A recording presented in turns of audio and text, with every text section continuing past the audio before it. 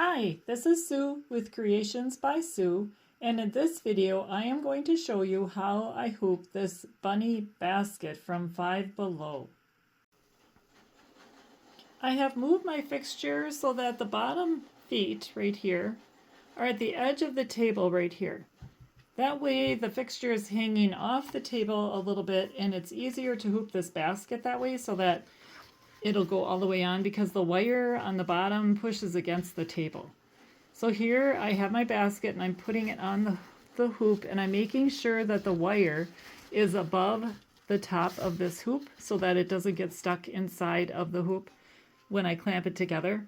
And also after I get this onto my machine, I will remove this tag and put some water-soluble stabilizer on top of that bunny before stitching.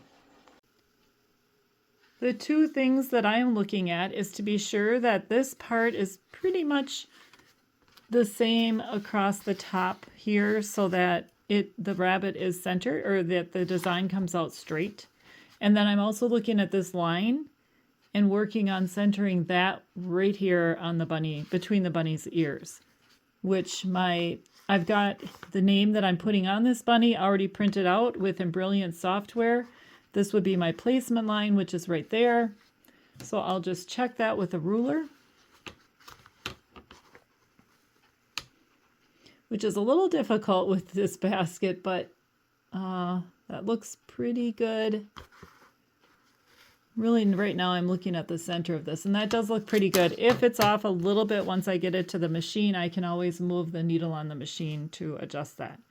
All right, and then I'm going to put the top of my hoop on, and before I do that, I'm taking my hand and grabbing the bottom of the basket, my left hand, pulling the basket down tightly, although now I see that it looks like it's a little too close. Okay, I want to pull it up a little bit right here so that I don't catch this wire in the top of that mighty hoop. Make sure it's centered the best I can get it.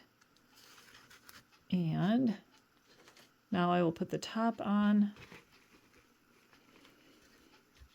And there is a little, oh, and then I'm making sure that the tail is, okay, we have to redo this again, that the tail is below, or inside the hoop. That's important. You don't want the tail to get stuck in the hoop when it clamps together. Okay, I'll try this again. I'm still holding the bottom down, putting that top part of the hoop on, and then pushing it down. And pushing it together and pulling it off, and there it is hooped and ready to be stitched.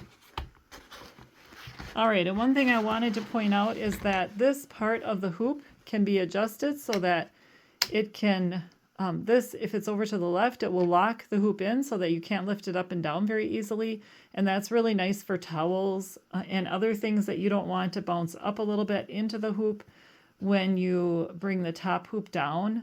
Otherwise, sometimes the towel moves slightly when that happens and then I have to rehoop.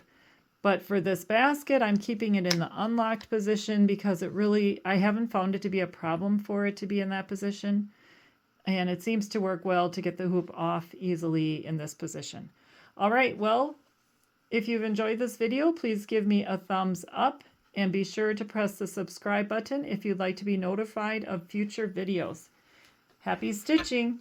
Bye!